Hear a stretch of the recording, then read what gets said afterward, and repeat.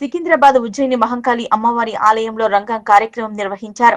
బోనాల జాతరలో 2వ రోజు జరిగే ఈ కార్యక్రమంలో మాతంగి స్వర్ణలత భవిష్యవాణి వినిపించారు.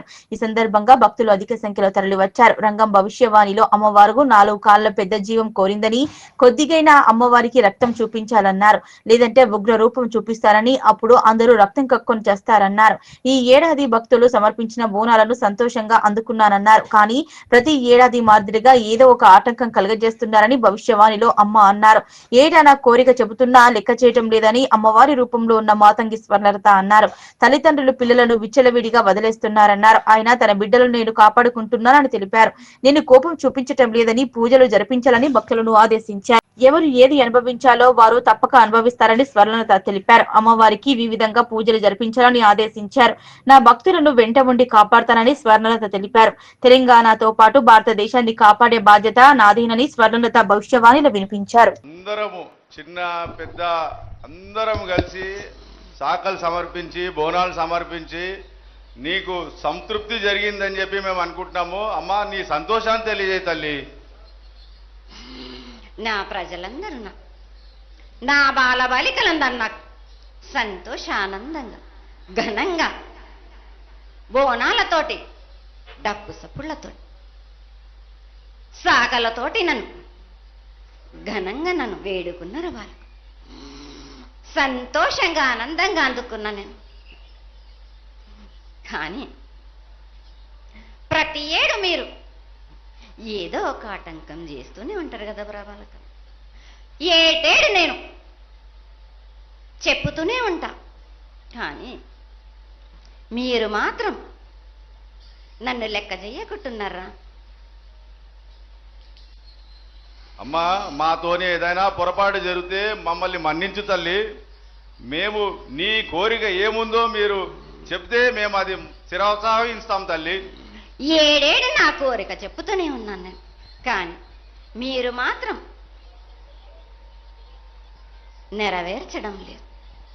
అమ్మా నిన్ను తల్లిగా భావన చేసి ప్రతి ఏటా ఇన్ని లక్షల మంది ఇన్ని వేలు లక్షల కొబ్బరికాయలు కొట్టి నీకు కావలసినవన్నీ ప్రత్యక్షంగా పరోక్షంగా అన్నీ నీకు సమర్పించి ఎంతో ఘనంగా ఈ యొక్క జాతరని నువ్వు మా తల్లివని అన్ని కులాల వాళ్ళు, జాతుల వాళ్ళు, మతాల వాళ్ళు ఎంతో తృప్తిగా చేస్తూ ఉంటే ప్రతి సంవత్సరం నువ్వు ఏదో ఒక కొరత కొట్టి బిడ్డల్ని ఎందుకు తల్లి బాధిస్తావు? ఆ విధంగా బాధించకుండా నువ్వు మాలో చేరి మేము నీకు ఎల్లవేళలా నీ యొక్క భక్తి శ్రద్ధలతో ఈనాడు భక్తి లోకించి పసిగిడ్డలు, చిన్న పిల్లలు, కాలేజీలో చదువుకుంటున్నటువంటి విద్యార్థులు వీళ్ళందరూ నాశనం అవుతున్నారు. వీళ్ళందరినీ నువ్వు చల్లటి చూపుతో చూసి వాళ్ళందరినీ ఆశీర్వదిస్తావని, ఆశీర్వదించడానికి ఏం పూజలు చేయాలో చెక్కు తల్లి, వాటిని తప్పకుండా చేసుకుంటావు. నా బిడ్డలనందరినీ నేను కడుపులో పెట్టి నేను కాపాడుకుంటున్నాను బాలక్క. కానీ తల్లిదండ్రులే కాదు బాలలందరినీ విచ్చలవిడిగా మీరు వదిలేస్తున్నారు. అయినా కానీ నేను మాత్రం కడుపులో పెట్టుకొని కాపాడుకుంటూ వస్తున్నాను.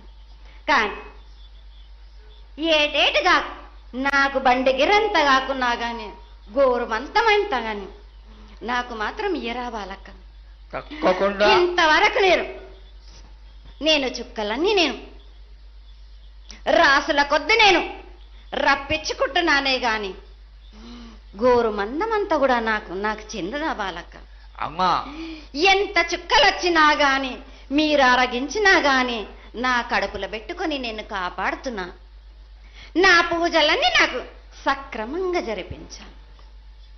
బండగిరంతా నేను కోరుకుంటున్నాను గాని అయినా మీరు నా బాలులే అని నేను గోరు మందమంతే కదరా బాలక. నాకు రక్తం చూపించమనిగా అమ్మా 4 కాళ్ళ పెద్ద జీవం కాకున్నా గాని చిన్నది మాత్రమైనా చూపించలేరా బాలక. అమ్మా ఏడు నేను ప్రతి ఏడుకి ఏటికేటికి నేను నా కొల్లారికి నేను చుక్కలు రప్పించుకుంటూనే ఉన్నా. నేను అమ్మా ఇంతవరకు కూడా నాకు చూపించడలే. మీరు అరగించడానికే కదరా బాలక. అమ్మా నీ ప్రసాదంగా ఆరగిస్తారే తప్ప అది దాని మీద ఉన్నటువంటి వ్యామోహంతో కాదు తల్లి. కానీ మొట్టమొదటి ఒక మాట చెప్పా తల్లి, ప్రత్యక్షంగా కానీ పరోక్షంగా కానీ నీకు జరిగే ప్రతి పూజ నేను దగ్గరుండి చేయిస్తున్నాను తల్లి. నువ్వు సంతోషించి ఆనందించి మమ్మల్ని ఆశీర్వదించాలే తప్ప నీ కోపాన్ని తెలియజేయరా తల్లి. నా కోపానికి మీరు బలి అవుతారు బాలక.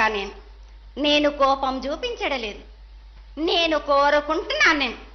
నా బాల బాలికలందరినీ కాదు మీ అందరినీ కూడా నేను నా కడుపులో పెట్టి కాపాడుకుంటున్నాను.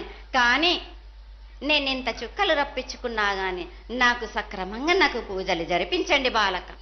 నేను వేడుకునేదే కాదు, నేను ఆజ్ఞ చేసిందంటే నా కన్ను ఎర్ర చేసిందంటే మీరు మాత్రం రక్తం గక్కుచోని చేస్తారు. అమ్మా అది వద్దు తల్లి, మాకు వద్దు. కాబట్టి నీకు శాంతి ఎల్లవేళలా ఏ విధాలుగా ఎంత చేయాలో అంతా చేస్తున్నాం. శాంతిగా నువ్వు మా మనసుల్లోకి చేరి అన్ని పూజలు చేయించుకో తల్లి. అదే విధంగా ఈరోజు మన దేశంలో విచిత్రంగా మరణాలు ఎక్కువైపోయినాయి. అగ్ని కురిమాసాలు, అలాగే తెలియకుండా మనుషులు కొట్టుకొని చచ్చిపోవడం, అనవసరమైనటువంటి రీతిలో మనుషులని చంపేయడం, ఇది ఎంతవరకు సబమైనటువంటి విషయం తల్లి. ఈ యొక్క పరిణామాలకి నా ఉద్దేశం నీ యొక్క పాత్ర కూడా కొద్దిగా ఉన్నదేమో. ఎందుకు